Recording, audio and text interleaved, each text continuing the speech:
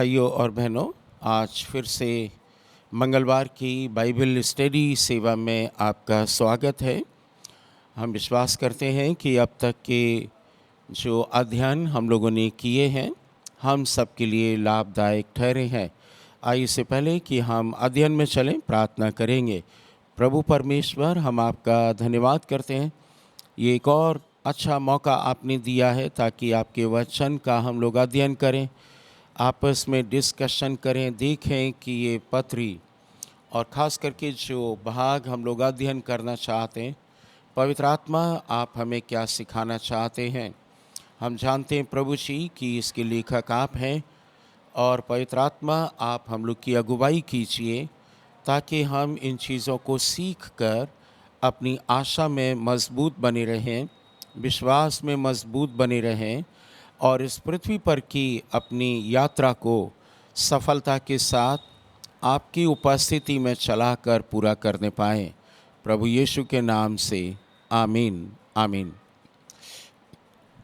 तो आज हम रोमियो की पत्री और उसका 18वां रोमियो की पत्री और उसका 8 अध्याय और 18 वचन से आगे पढ़ेंगे और 30 वचन तक आज हम लोग इसका अध्ययन करेंगे।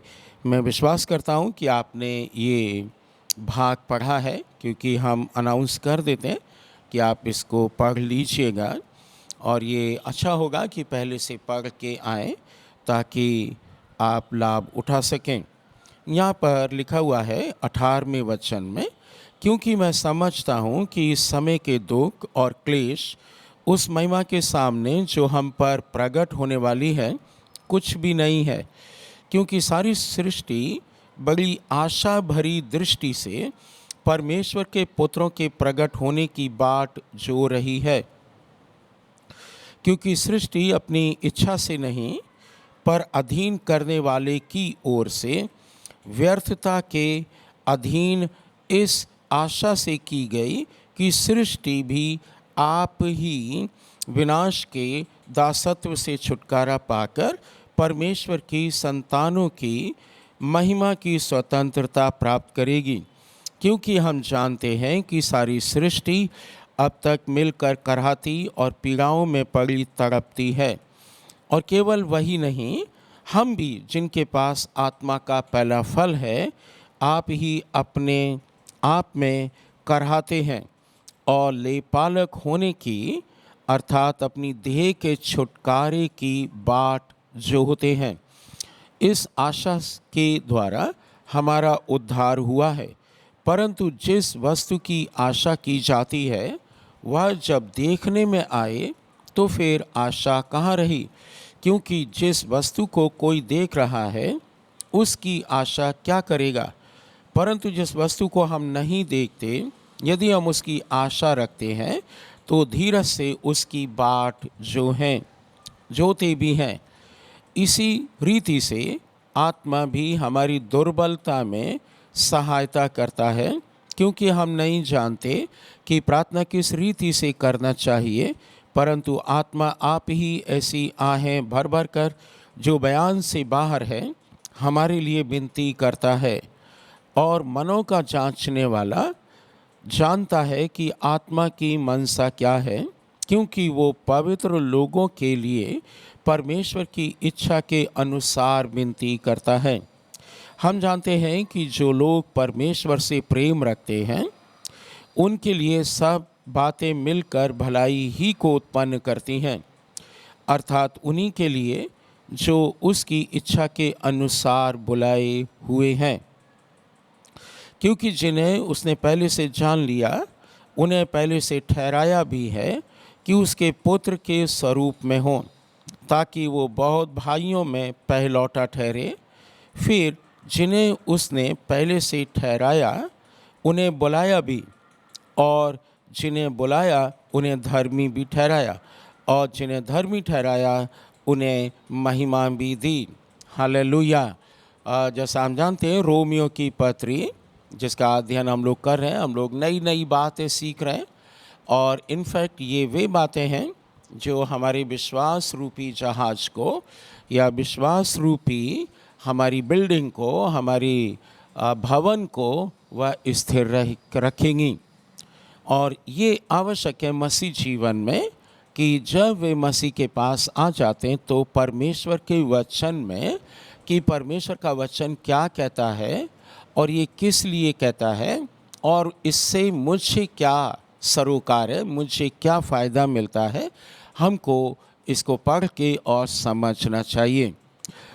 ये जानना ज़रूरी है ख़ास करके इन अंतिम दिनों में कि जब आप बाइबल का अध्ययन करते हैं किसी भी घटना का, पुराने नियम में हो या नए नियम में, पूरी बाइबल परमेश्वर ने दी है। हम इसको ऐसा नहीं बोल सकते कि ये भाग हमारे लिए नहीं है, ये भाग उसके लिए नहीं है, ये भाग हमारी जनरेशन के लिए नहीं है। ये पूरी बाइबल, संपूर्ण पवित्र शास्त्र हमारे फ़ायदे के लिए लिखा गया है।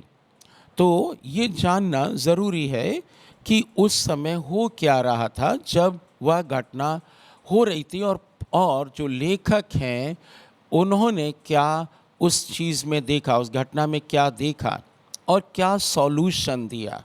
जब आप ये समझ जाएंगे तो फिर ये ठीक से समझ पाएंगे कि परमेश्वर आज मुझसे क्या कहना चाहते हैं।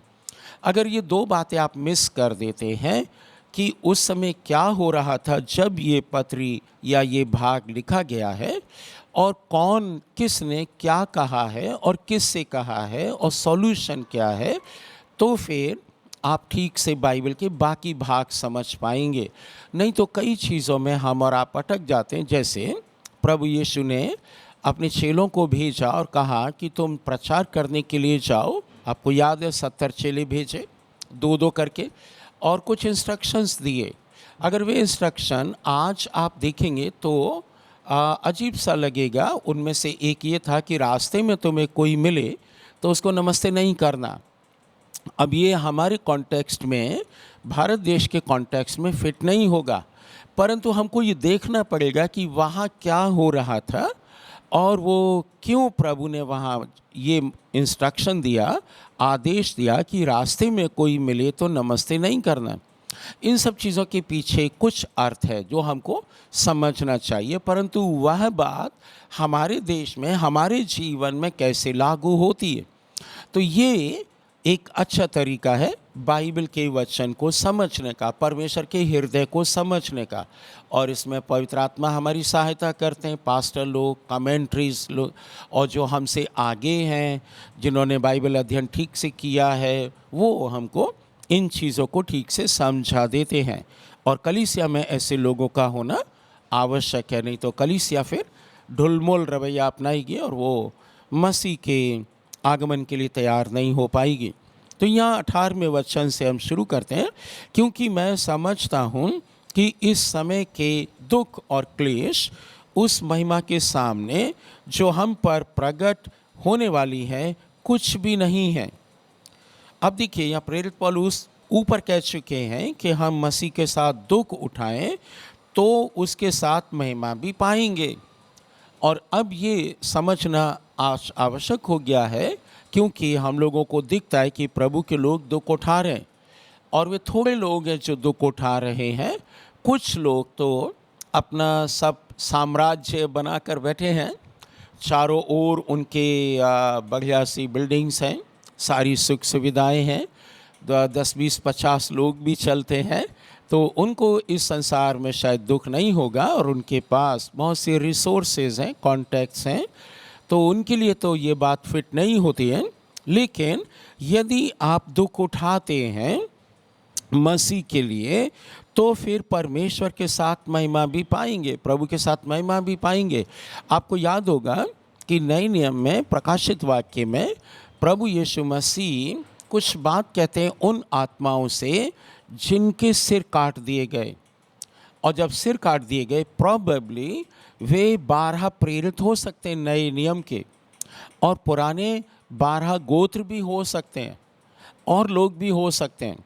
तो फिर वे ज़्यादा आदर पाएंगे, उनका इनाम बढ़ जाएगा। मत्ती 5 में प्रभु ने कहा कि जब लोग तुम्हें सताएं, बुरी बुरी बातें कहें, मारे पीटे, ये करें वो करें, तो तुम क्या करना, आनंदित और मगन होना, क्योंकि स्वर्ग में बड़ा प्रतिफल है। अगर आप पृथ्वी पर आराम का जीवन जीते हैं और सब तरीके से ठीक है, नौकर चाकर है, ये सारा कुछ आपके पास है। लेकिन अगर आप पर्टिकुलरली मसीह के दास मसीह जीवन में दुख नहीं उठाते हैं तो उस महिमा के विषय में आप भूल सकते हैं, वो आपको नहीं मिलेगी। पृथ्वी पर आप बहुत बड़े व्यक्ति हो सकते हैं लेकिन वहाँ पर आप बिल्कुल छोटे होंगे। तो आज ये एक चेतावनी भी है जो प्रेरित पौलुस देते हैं कि यदि इस समय के जो दुख और क्लेश हैं, अगर आपने और हमने मसीह को ठीक से स्वीकार किया, प्रभु के लिए दुख उठा रहे हैं, तो फिर उस महिमा के सामने ये कोई मायने नहीं रखता। यद्यपि दुख तो दुख होता है, शरीर में चोट लगती है, हाँ, कोई सताता है, कोई परेशान करता है, कोई लूटता है, कोई चोरी करता है। आप एक साथ खाते हैं, बैठते हैं, कोई चोरी करके ले जाए आपकी चीज़ों को, तो फिर दुख तो लगेगा। लेकिन आपको और हमको धीरज रखना है कि इस समय का जो दुख है, सताया जाना है, आपको दुख देना है, किसी भी तरीके से हो सकता है, मेंटली, इमोशनली, फाइनेंशियली और किसी प्रकार फिजिकली, किसी भी रूप में वह कंपनसेट होगा और उनका बुरा हाल होगा जो आपको सताते हैं। फिर लिखा हुआ है, क्योंकि सृष्टि बड़ी आशा भरी दृष्टि से परमेश्वर के पुत्रों के प्रकट होने की बात जोरे। परमेश्वर के पुत्र मतलब स्वर्गदूत। आपको पता है जब कलीसिया उठाई जाएगी तो स्वर्गदूत आएंगे। उनका इंतज़ार केवल यही नहीं, पृथ्वी नहीं, परंतु हम और आप भी कर रहे हैं। क्योंकि आगे चल के पाते हैं आप कि ये पृथ्वी भी दासत्व के छुटकारा चाहती है, ये पड़ी हुई पीड़ाओं में कराहती है, तड़पती है 22वें वचन में।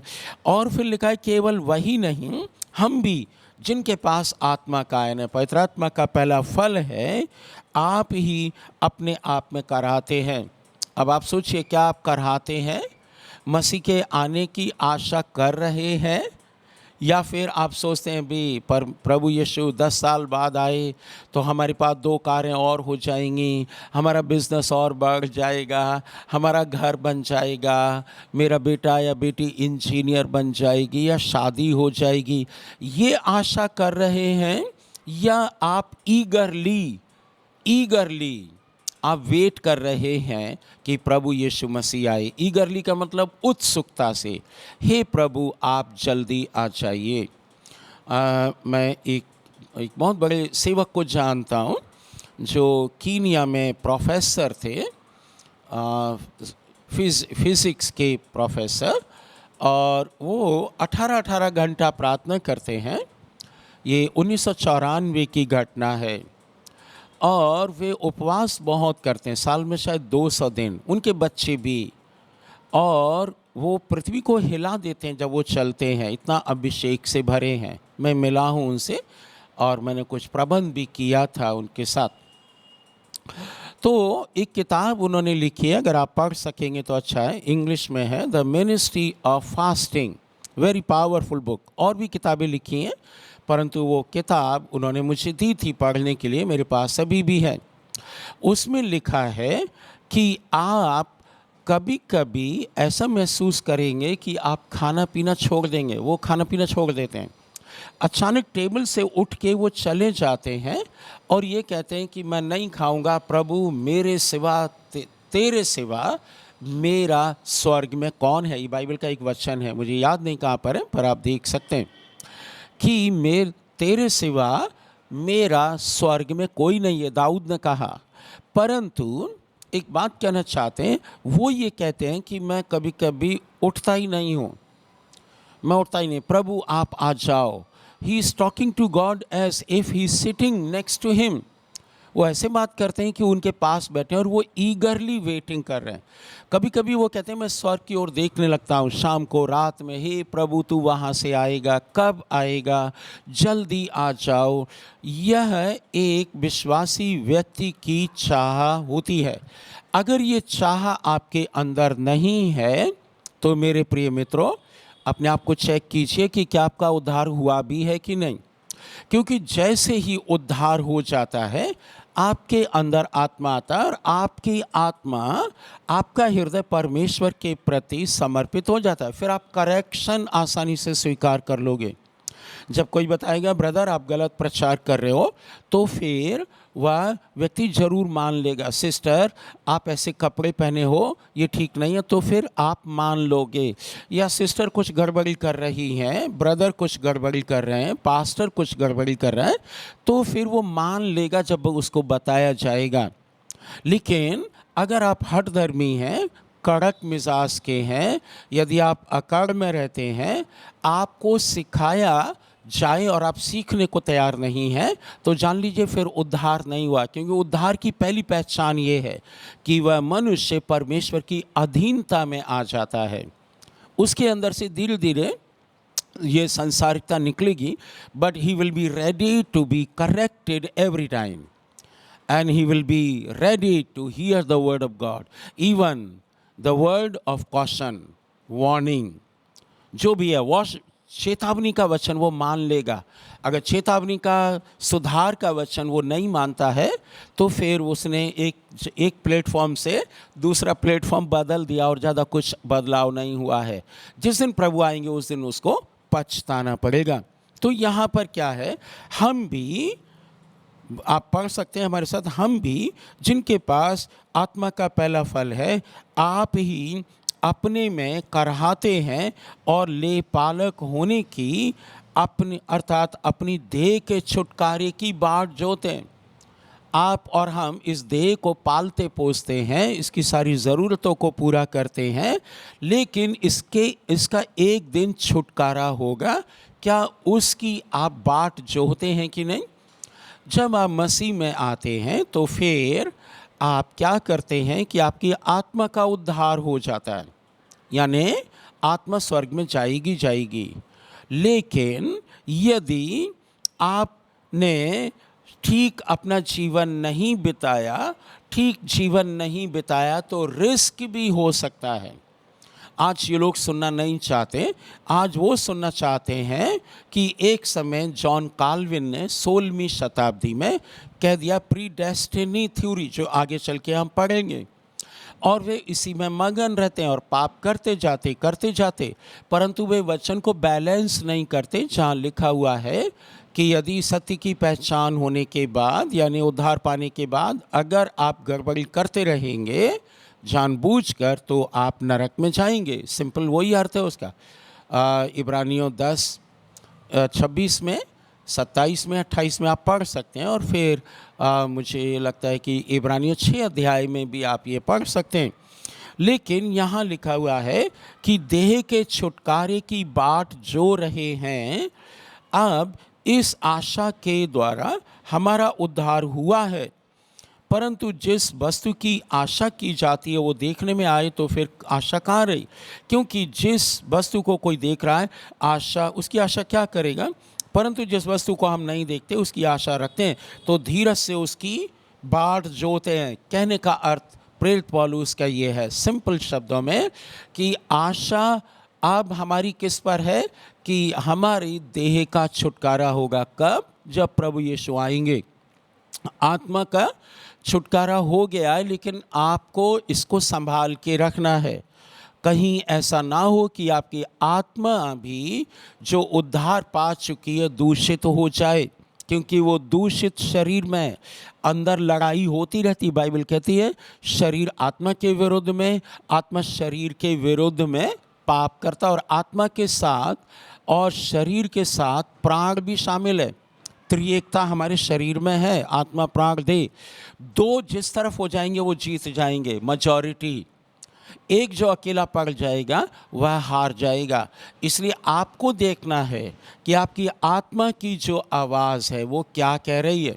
अगर आत्मा ने शरीर को कंट्रोल कर लिया ये बहुत अच्छी बात है, लेकिन एक चीज़ है जिसको प्राण बोलते हैं, जो लहू में रहता है, वह भी इम्पोर्टेंट भाग है। वो अगर शरीर के साथ मिल गया तो आत्मा हार जाएगी। जो आपकी आत्मा है, the soul inside of you, the spirit, जो छोटे एस से लिखते हैं, कैपिटल एस से लिखते हैं, परमेश्वर का आत्मा पुरुष लिंग में, हाँ, द स्पिरिट ऑफ गॉड, ही बोलते हैं उसको, इट नहीं बोलेंगे, शी नहीं बोलेंगे। तो वह आत्मा हमारी आत्मा में आ जाता है तो बराबर की लड़ाई हो जाती है। पर पवित्र आत्मा का जो स्वभाव है वो ऐसा है कि वो आपकी इच्छा के विरुद्ध कुछ नहीं करेगा। अगर आपकी इच्छा ही पाप करने की है तो फिर वो आपको रोकेगा नहीं। वो वार्निंग दे देगा, वो बता देगा, वचन याद दिला देगा, लेकिन मानना आपके हाथ में है।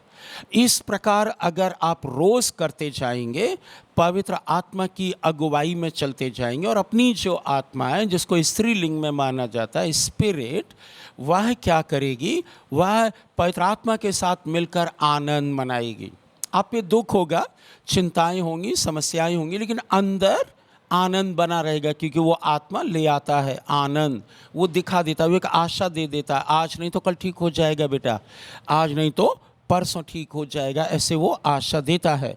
लेकिन यहाँ पर जो प्रेरित पौलुस आशा की बात करे वो ये, मसीह आएंगे और बाइबल कहती है कि जो अंत तक धीरज धरे रहेगा उसी का उद्धार होगा। दैट मीन्स अभी कोई एक ऐसा उद्धार है जो अभी बाकी है, हुआ नहीं है, नहीं तो फिर हम लोग प्रभु यीशु को झूठा ठहराते हैं। कोई एक ऐसा उद्धार है जो अभी नहीं हुआ है, और उद्धार साल्वेशन यही होता है, मुक्ति एक ही चीज़ है।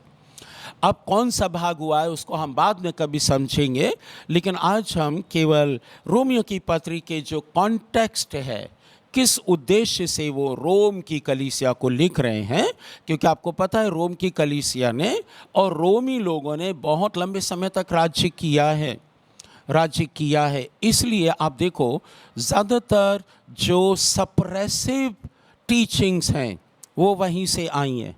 जैसे आपने सुना होगा चर्चेज़ में लोग अपने पास्टर को, इन दिनों में पहले के पास्टर जो थियोलॉजी ठीक जानते हैं, इस्टेब्लिश चर्च के हैं, जो हेरेसी नहीं पढ़ाते, वे ठीक जानते हैं, वो पापा मम्मी चर्च में नहीं कहते हैं। पर ये हुआ क्या था, 5वीं शताब्दी से लेकर और ऑलमोस्ट 14वीं शताब्दी मान लो, नहीं तो 15वीं शताब्दी भी मान सकते हैं, इतने लंबे समय तक पोप ने, जो रोम की सरकार थी और यूरोप को उन्होंने कंट्रोल कर लिया था, अपनी बातें मनवाते थे। पोप को ही पापाल कहते हैं, पापाल कह सकते हैं, पापल कह सकते हैं, लेकिन उसका अर्थ होता है पापा। और आप देखेंगे आज भी नए विश्वासियों को ये अपने चर्च के पास्टर को पापा कहना अच्छा लगता है। और ये क्यों कहते हैं? ये कि स्पिरिट है, ये एक दुष्ट आत्मा है जो 5वीं शताब्दी से लेकर 15वीं शताब्दी तक पोप के द्वारा राज्य करती रही। जब पोप ने राज्य करना शुरू किया और उस समय से लेकर अंत तक वह लोगों को दबाते रहे। आपको पता है जॉन विक्लिफ को और भी तमाम लोगों को कष्ट उठाना पड़ा। विलियम टिंडेल को उन्होंने मार डाला चर्च के लोगों ने, और उनको दफनाया, फिर गुस्सा आया, जलाया भी, और ऊपर भी टांग दिया, क्रूस पर भी चढ़ाया, एक इतिहास ये कहता है। और उनका दोष क्या था? उन्होंने बाइबल को इब्रानी से और यूनानी से अनुवाद कर दिया था इंग्लिश में, ताकि सब लोग जान लें। लेकिन वो बाइबल के बहाने लोगों पर राज्य करते थे। आपने सुना होगा ना कि पास्टर की अधीनता में रहिए। ये कहाँ से आया है मालूम है? ये रोम से आया। बाइबल कहीं भी नहीं कहती कि एक व्यक्ति का राज्य होगा चर्च पर। नो, आप देखेंगे नए नियम में प्लूरल लीडरशिप होती थी, प्लूरल यानी चेले लोग चलाते थे। लेकिन आज वो जो स्पिरिट है वो वहीं से आ गई है, गुलामी की आत्मा। आज पास्टर लोगों को बड़ा अच्छा लगता है पापा पापा पापा कहलवाना, पर लोगों को नहीं मालूम है, क्योंकि लोग अध्ययन नहीं करते ना तो बाइबल का, और ना ही वे अध्ययन करते हैं हिस्ट्री का, चर्च हिस्ट्री का। वो केवल चंगाई, छुटकारा, धनी बनना ये करते हैं। जब पास्टर का कन्फ्रंट किया जाता है तो पास्टर उग्र हो जाता है। इसका मतलब पास्टर का भी नया जन्म नहीं हुआ है। कि नया जन्म पाया हुआ व्यक्ति सुधार कर लेगा, पहले सुधार करेगा। एक जगह मैं सुन रहा था कि पापा पापा इसलिए कहते हैं क्योंकि एलीशा एलिया को पापा कहते थे। तो मैंने कहा भैया आप ना एलीशा हैं ना ही आप एलिया हैं, मत मूर्ख बनाइए लोगों को, सही सही बात बताइए। इसलिए मैं कई बार लोगों को बोलता हूँ, जो नए क्रिश्चियंस हैं वे सीएनआई चर्च में, मेथोडिस्ट चर्च में जाएं तो वहाँ उनको चर्च का सिस्टम पता चलेगा, तब वो ठीक से समझ पाएंगे, तब आपको कोई मूर्ख नहीं बना पाएगा। अभी आप नए हैं, पहली पीढ़ी के हो सकते हैं, इसलिए वहाँ जमघट हो जाता है, और जब जमघट हो जाता है तब आपको वे बातें, क्योंकि आप बाबा कल्चर से आए हैं, आप चर्च के कल्चर से नहीं आए, नए लोगों की बात कर रहे हैं, तो आप पास्टर को भी बाबा रूपी या दुख निवारण बाबा, चमत्कारी बाबा के रूप में देखते हैं। पास्टर साहब इस बात का गलत फ़ायदा उठाते हैं। वो नहीं बताते कि नहीं, मैं बाबा नहीं हूँ, मैं परमेश्वर का दास हूँ, मैं भी आपके प्रति जवाबदेही रखता हूँ, आप भी हमारे प्रति जवाबदेही रखते हैं। ये समझने की बात है। तो इन चीज़ों से हम लोग को अपने शरीर का छुटकारा करना है। अगर ये शरीर का छुटकारा नहीं हुआ तो उस दिन, जिस दिन न्याय होगा, आप न्याय के समय दुख उठाएंगे। प्रेरित पौलुस ने कहा, मैं डरता हूँ। गलातियों की पुस्तक में प्रेरित पौलुस ने कहा, मैं डरता हूँ कि कहीं ऐसा ना हो कि मेरी दौड़ धूप बर्बाद हो जाए। और एक समय उन्होंने ये भी कहा, मैं डरता हूँ कि कहीं ऐसा ना हो कि उस दिन, अर्थात न्याय के दिन, तुम्हें लज्जित होना पड़े। इन चीज़ों को समझने की आवश्यकता है। प्रेरित पौलुस यही समझा रहे हैं, यही समझा रहे हैं। वो गुलामी में नहीं लाते, गुलामी में रोमन कैथोलिक चर्च लाए, और आपको पता है कि लोगों को कुर्बानियाँ देनी पड़ी कि कैसे ये गलत शिक्षा से, रोमन कैथोलिक की शिक्षा से बाहर निकला जाए। अगर आप इतिहास पढ़ेंगे तो आप जानेंगे कि पोप और उनके लोगों ने गवर्नमेंट चलाई और लोगों को बहुत परेशान किया, करप्शन हुआ। फिर हम कभी डिटेल में आपको बताएंगे, एक वायरस आया, ब्लैक डेथ करके बोलते हैं उसको, ब्लैक डेथ वायरस, पैंडमिक, 14वीं शताब्दी में परमेश्वर को भेजना पड़ा। जैसे अभी हमारे देश में और बल्कि पूरी दुनिया में एक पैंडमिक आई थी, कोरोना आया था, वैसे ही 14वीं शताब्दी में, अर्थात करीब 700 साल पहले वह ब्लैक डेथ वायरस परमेश्वर को भेजना पड़ा, ताकि वो रॉन्ग टीचिंग्स जो चर्च में थी, वो दबाव, वो गुलामी ख़त्म हो जाए और सुधार आ जाए। और आपको पता है कि मार्टिन लूथर ने क्या क्या काम किया है। आज बहुत सी जनसंख्या विश्वासी लोगों की, जो वो कहते हैं, वे ऐसी जगह में खड़े हुए हैं जहां अगर प्रभु आ जाए तो मुश्किल में पड़ जाएंगे, क्योंकि उनको उद्धार नहीं मालूम, उनको सफरिंग नहीं मालूम, उनको दंड के विषय में, नरक के विषय में, मन फिराव के विषय में नहीं बताया जाता। उनको बताया जाता है कि तुम धनवान बन जाओगे। ये एक 21वीं शताब्दी की बड़ी दुर्दशा है। अगर हम और आप यहाँ से डिक्लेयर करें, और मैं सोचता हूँ भी 20 साल से 15 साल से हमारे देश में डिक्लेरेशन का एक फैशन चल गया, डिक्लेरेशन करो। अब आप थोड़ी देर के लिए सोचिए, 15 साल से डिक्लेरेशन हो रहा है, परंतु फिर भी हमारे देश में से गरीबी नहीं गई है, तो फिर ये प्रैक्टिकली तो सॉल्व नहीं हुआ है। चर्च में भी गरीबी है, लेकिन अन्य स्थानों में भी गरीबी है, पर ये डिक्लेरेशन सब जगह चल रहा है, इंडिया में, पाकिस्तान में, अमेरिका में, अफ्रीका में। और ये सारी ट्रेनिंग्स और जो टीचिंग्स हैं, ये सब अफ्रीका से आ गई हैं इंडिया में, और उनके पास शब्द बड़े अच्छे अच्छे हैं, बहुत अच्छे शब्द हैं। और प्रेरित पौलुस ने कहा कि शब्दों के चक्कर में नहीं पड़ जाना, नहीं तो तुम धोखा उठाओगे। इतनी डिक्लेरेशन करने के बाद बीमारियां बढ़ गई, गरीबी बढ़ गई, कर्ज समाप्त नहीं हुआ, तो कहीं पर बेसिक प्रॉब्लम है। We have to find out, we have to detect it. और वो तब होगा जब आप और हम बाइबल को पढ़ेंगे, बाइबल को समझेंगे, और बाइबल से सहायक पुस्तकों को पढ़ेंगे, और उन लोगों को पढ़ेंगे जो आपसे आगे निकल गए। अब आपको एक नया व्यक्ति जो पहली पीढ़ी का है, वह आपको सिखाता है। तो जैसे आप हैं वैसे ही वो भी है। उसकी पुरानी वाचाएं चल रही हैं संग संग, वो टूटी नहीं और आपकी भी नहीं टूटी, बट आपको उनकी बातों में मज़ा आता है। इसलिए आप ने ऐसे गुरु टटोल लिए हैं जो बाइबल कहती है आपकी कानों की खुजली को मिटा देते हैं। मतलब जो आप सुनना चाहते हैं वो बोल देता है। अगर वो पाप के बारे में बोलेगा कोई चर्च तो आप भाग जाएंगे। हमारे यहाँ पाप के बारे में बोलते हैं, दंड के बारे में बोलते हैं, नरक के बारे में बोलते हैं, और हम लोग सुसमाचार भी सुनाते हैं। वो उनको समझ में नहीं आता, लेकिन ये चीज़ें समझ में आती हैं और वो तुरंत भाग जाते हैं। लेकिन वे मुसीबत में पड़े रहते हैं, उनको शुरू करना है। तो अब क्या है, हमारी जो आशा है, हमारी आशा अभी पूरी नहीं हुई है। नहीं तो पत्रियां नहीं होती, बाइबल नहीं होती, पवित्र आत्मा इस पृथ्वी पर नहीं होता। वह हम लोगों को, और ये सब चीज़ें हम लोगों को ये सिखा रही हैं कि हम अब अपनी आशा को थामे रहें। हालेलुया। हमारी आशा है एक दिन हम स्वर्ग में होंगे। हमारी आशा है कि एक दिन हमारी देह का छुटकारा हो जाएगा। एक दिन ये पृथ्वी नई होगी, और ये पृथ्वी नई होगी कब? जब हम 1000 साल के लिए लौट कर आएंगे, इस पृथ्वी पर राज्य करेंगे, प्रभु के साथ रहेंगे।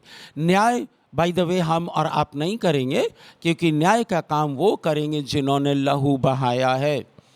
जैसे चेले लोगों ने, जिन्होंने सिर कटवाए हैं, वध किए गए हैं, और भी वध किए जाने वाले हैं, वे लोग न्याय करेंगे। लेकिन हम और आप कुछ कुछ उस समय लीडरशिप की जिम्मेदारी निभाएंगे। लेकिन आज वो नहीं हो रहा है। हमको अपनी आशा को थामे रहना। प्रेरित पौलुस कहते हैं धीरज से उसकी बाट जोहते हैं। बाट जोहने का मतलब होता है इंतज़ार करना। अब हम इंतज़ार कर रहे हैं कि वो आशा कब पूरी होगी। और इसी प्रकार फिलिपियों 2:12 में आप पढ़ते हैं अपने अपने उद्धार का काम पूरा करते जाओ। इसका मतलब कोई एक ऐसा उद्धार है जिसको पूरा करने की अभी भी ज़रूरत है। While we are on this earth, we have to complete, we have to work out our salvation। इन चीज़ों का ख्याल कीजिए। गहरी शिक्षाएं हैं, इसलिए आपको समझना है। अपने लोकल पास्टर से पूछिए, कहिए कि हमारे चर्च में रोमियो की पत्री हमको ज़रूर पढ़ाएं, सिखाएं और डिस्कशन करें। केवल एक व्यक्ति की बात नहीं मानिए। हम यहाँ से कुछ भी बोल सकते हैं और आप सुन लेंगे और बाइबल बंद करके चले जाएंगे। No, that is not the solution. जब हम यहाँ से प्रचार करते हैं तो आपके मन में प्रश्न आना चाहिए, ये कैसे हो सकता है। एक प्रश्न आपका ये आना चाहिए कि उद्धार तो प्रभु ने कर दिया है। कब? क्रूस पर हमारे पापों को ले लिया, ख़त्म कर दिया पापों को, और मेरा नाम जीवन की पुस्तक में लिख दिया। ये बिल्कुल ठीक बात है। लेकिन ये कब हुआ है? उद्धार क्रूस पर चढ़ाए जाने मात्र से नहीं हुआ प्रभु के। ये आपका उनसे क्या रिस्पॉन्ड है, उस बलिदान को आपने किस प्रकार से लिया है। दो प्रकार के लोग हैं। वो कहते हैं हाँ ईसा मसीह क्रूस पर मारे गए और हमने देखा बहुत अच्छी बात है, उन्होंने कि सबको क्षमा कर दिया, बस इतना ही। लेकिन दूसरा जो भाग है, दूसरे प्रकार के लोग वो रोते हैं और चिल्लाते, कहते हैं हे प्रभु 9-9 इंच की कीलें आपने ठुकवाई क्योंकि मैंने झूठ बोला, मैंने पाप किया, मैंने व्यभिचार किया, मैंने चोरी की, मैंने बेईमानी की। ये 9-9 इंच की कीलें आपके हाथों और पैरों में छेदी गई, इसका क्या कारण है? फिर आप रोटी नहीं खाते हैं, फिर आप कोने में बैठ जाते हैं, फिर आप क्या करते हैं? भाई साहब सब अलग हो जाओ, मैं अपने प्रभु से मिलूँगा। परमेश्वर का आत्मा क्या करता है? वह आपके सामने सारे पापों को ले आता है। आप रोते हैं, पश्चाताप करते हैं। यदि आपने पश्चाताप नहीं किया है और डायरेक्ट यीशु को स्वीकार कर लिया है, आप धोखे में हैं। एक पंख से चिड़िया नहीं उड़ती है। पश्चाताप आवश्यक है, क्योंकि अगर पश्चाताप नहीं किया तो आप परमेश्वर के उद्धार की जो उन्होंने प्रभु यीशु मसीह के द्वारा दिया है वैल्यू कभी नहीं समझ पाएंगे, क्योंकि आप अपने पापों को मानते नहीं, हल्का मानते हैं। और उससे आपका क्या सरोकार बनता है जब आप ये कहते हैं प्रभु यीशु मेरे जीवन में आओ, मेरे प्रभु बन जाओ। प्रभु का मतलब मालिक, स्वामी, और मेरे उद्धारकर्ता बन जाओ, तब प्रभु बनते हैं। फिर तब से लेके जब तक आप मर नहीं जाते तब तक परमेश्वर से बंधे रहते हैं, उनकी प्रतिज्ञाओं से, आज्ञाओं से, उनकी बातों से बंधे रहते हैं। फिर आप वो नहीं करेंगे जो परमेश्वर नहीं चाहते। कैसे पता चलेगा? रोज़ तो आप स्वर्ग में नहीं जाएंगे। उन्होंने पृथ्वी पर बाइबल दी, पवित्र आत्मा दिया जो आपको दे दिया है, चर्च दिया है, पास्टर्स लोग दिए हैं, ये सब चीज़ें दी हैं प्रभु ने। और तब इसके बाद आपको समझ में आ जाता है कि अब मैं जा रहा हूँ। कितने लोग हैं इस दुनिया से जो आनंद के साथ स्वर्ग में गए, बहुत खुशी के साथ, क्योंकि उनको मालूम है हम घर जा रहे हैं। डॉक्टर बिली ग्राहम ने कहा अब मेरा समय आ गया है, मैं अपने घर जा रहा हूँ। और वो रोए चिल्लाए तड़पे नहीं थे। बहुत से लोग ऐसे, मैं बहुतों के नाम बता सकता हूँ, टाइम की कमी के कारण नहीं बताएंगे, लेकिन आपको और हमको धीरज से प्रभु यीशु की बाट जो होते रहना, इंतज़ार करते रहना है कि वो कब आएंगे और हमको लेके जाएंगे। हम प्रार्थना कर सकते हैं प्रभु जल्दी आ जाओ, जल्दी आ जाओ, क्योंकि प्रकाशित वाक्य की अंतिम पुस्तक के अंतिम वचन में कहा, रूह भी कहती है आ जाओ, और कलीसिया भी कह रही है प्रभु आ जाओ। क्या आपकी कलीसिया ऐसी है जो ये कहती है कि प्रभु आ जाओ जल्दी, या अभी और मस्ती मारने के लिए छुट्टी मांग रहे हैं, टाइम मांग रहे हैं, प्रभु और टाइम दे दो, अभी मत आना, है ना? अगर आपकी ये इच्छा है तो फिर आपको अपने अंदर देखना है कि आपका उद्धार हुआ कि नहीं। इसी रीति से आत्मा भी दुर्बलता में सहायता करता है, क्योंकि हम नहीं जानते कि प्रार्थना किस रीति से करना चाहिए। आत्मा आहें भर भर कर बयान से बाहर है, वो विनती करता है। ये अनुभव पता नहीं आपका है या नहीं, परंतु ये अनुभव होना चाहिए। शुरू में जब प्रार्थना के लिए जाते हैं आप लिस्ट ले जा सकते हैं कमरे में, लेकिन उसके बाद आप लिस्ट अलग हटा दीजिए। परमेश्वर से कहिए, परमेश्वर मेरे माइंड में उन लोगों के नाम डालिए, उन लोगों के नाम डालिए जिनके विषय में आप प्रार्थना करवाना चाहते हैं। अब कौन सी चीज़ें हैं जिनके लिए मैं प्रार्थना करूं? आपसे अच्छा पवित्र आत्मा को मालूम है। हम ये नहीं कहते हैं कि आप अपने फैमिली के लिए, बच्चों के लिए, चर्च के लिए और लोगों के लिए प्रार्थना ना करें। प्रार्थना करें। प्रार्थना ये नहीं है कि आप परमेश्वर के हाथ को मोड़ रहे हैं, परमेश्वर को फोर्स कर रहे हैं कि तू मेरा ये काम कर। No, this is not a prayer. Prayer ये है कि आप परमेश्वर से ये कह रहे हैं कि आप हेल्पलेस हैं, आपका कोई सहारा नहीं है परमेश्वर के अलावा, और आप परमेश्वर पर डिपेंड हैं हर चीज़ के लिए, रोटी के लिए, कपड़ा के लिए, मकान के लिए, ज़िंदगी के लिए, सताव से बचने के लिए, ज्ञान सीखने के लिए आप परमेश्वर पर डिपेंड है, मनुष्य पर नहीं। ये प्रार्थना है। तो जब आप कमरे में जाएंगे तो फिर आपका हृदय शुद्ध होगा, आप धन्यवाद करेंगे, स्तुति करेंगे, वचन भी पढ़ेंगे, और फिर जब आप आंखें बंद करेंगे परमेश्वर का आत्मा आपकी सहायता करेगा। ऐसे में जिनके पास परमेश्वर के आत्मा ने अन्य भाषा के वरदान दिए वो भी काम में आते हैं, वो भी काम में आते हैं। अगर वो नहीं है तो भी आप अपनी भाषा में, इंग्लिश, हिंदी, फारसी, रोमी, जो भी भाषा बोलते हैं उसमें आप प्रार्थना कर सकते हैं। प्रभु को सारी भाषाएं आती हैं, उनको ट्रांसलेटर की आवश्यकता नहीं है। तो पवित्र आत्मा लोगों की, पवित्र लोगों के लिए परमेश्वर की इच्छा के अनुसार विनती करता है, जिसको परमेश्वर बदलना चाहता है, क्योंकि आगे चल के वही कहते हैं। हम जानते हैं कि जो लोग परमेश्वर से प्रेम रखते हैं उनके लिए सब बातें मिलकर भलाई ही को उत्पन्न करती हैं, सारी बातें मिलकर भलाई को उत्पन्न करती हैं। लेकिन इसकी शर्त ये कि आप यदि परमेश्वर की इच्छा के अनुसार बुलाए गए हैं, आगे लिखा है, और परमेश्वर को प्रेम करते हैं। अगर परमेश्वर को प्रेम करते हैं तो एक शर्त और होगी, एक गवाही और होगी, एक लक्षण होगा कि आप हर हालत में परमेश्वर की आज्ञा का पालन करने के लिए तैयार होंगे। ये है, प्रभु यीशु ने कहा यदि तुम मुझसे प्रेम करते हो तो मेरी आज्ञाओं को मानोगे। घर में भी, सड़क पे, काम के स्थान में, खेत में मजदूरी कर रहे हैं तब, या फिर आप सो रहे हैं तब भी परमेश्वर की आज्ञा आप मानेंगे। तो अगर इस कैटेगरी में आप आते हैं तो आपका नुकसान भी हो जाए, प्रभु कहते हैं कि वो नुकसान में से आपकी भरपाई कर देंगे और आपके लिए भला होगा। आपके लिए भला होगा। मुझे एक घटना याद है। किसी का एक ट्रांसमीटर था, उस समय रेडियो स्टेशन समझ सकते हैं सही तरीके से। तो रेडियो स्टेशन में आग लग गई और वो विश्वासी व्यक्ति थे, और उन्होंने जब आग लग गई उनका पूरा रेडियो स्टेशन जल के खाक हो गया। उन्होंने प्रभु का धन्यवाद किया, प्रभु आपका धन्यवाद। जो आसपास खड़े थे लोग, उन्होंने कहा ये कैसे हो सकता है, तुम्हारा तो जल गया सब, धन्यवाद कर रहे हो, प्रभु ने क्यों नहीं बचाया। उन्होंने कहा नहीं नहीं नहीं, ये मेरा काम नहीं है। मेरा काम ये है, मैं जीवन भर परमेश्वर की आज्ञा का पालन करता रहा, प्रभु ने अपनी इच्छा से मुझे बुलाया, मेरा रिलेशनशिप बहुत अच्छा है। अब ये बाइबल कहती है कि सारी बातें मिलकर भलाई को उत्पन्न करती हैं। अब ये जो आग लग गई है, मेरा रेडियो स्टेशन पूरा का पूरा जल गया है, अब परमेश्वर क्या करेगा, इससे बड़ी भलाई मेरे लिए करेगा, क्योंकि उसका वचन ये कहता है। आपको लिखित वचन को समझकर उसका पालन करना होगा, लेकिन आपका जीवन भी ठीक होना चाहिए।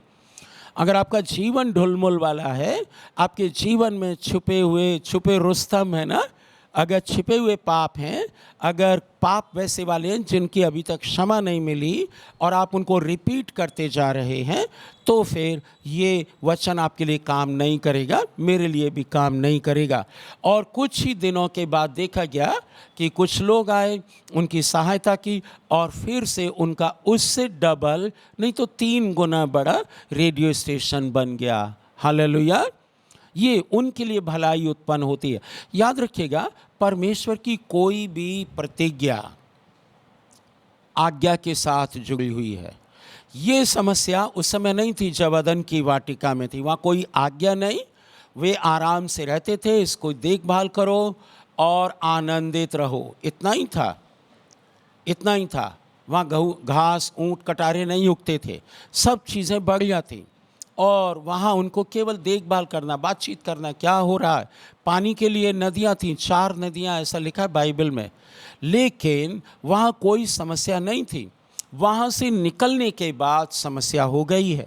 तो जब समस्या आ गई तो आज्ञा भी आ गई। प्रतिज्ञा तो है, लेकिन उसके साथ आज्ञा आ गई। अगर आप आज्ञा नहीं मानते हैं तो चमत्कार थोड़े समय के लिए काम कर देगा, ताकि लोग जिस आशा से आएँ, जिस विश्वास से आएँ, वो हो जाएगा, लेकिन बहुत लंबे समय तक नहीं चल पाएगा। फिर आपकी पोल खुलती जाएगी, आपके चर्च की पोल खुलती जाएगी, आपके मसीह जीवन की पोल खुल जाएगी, फिर आप पीछे हट जाएंगे और मजाक का कारण बन जाएंगे। क्योंकि एक नाम है जिसको मैं कह सकता हूँ, आप देख सकते हैं, और वो हमारे देश में है, और उनका नाम है डॉक्टर K.A. पॉल, जो हैदराबाद में रहते हैं। बड़ी अच्छी सेवा थी, बहुत अच्छा काम करते थे।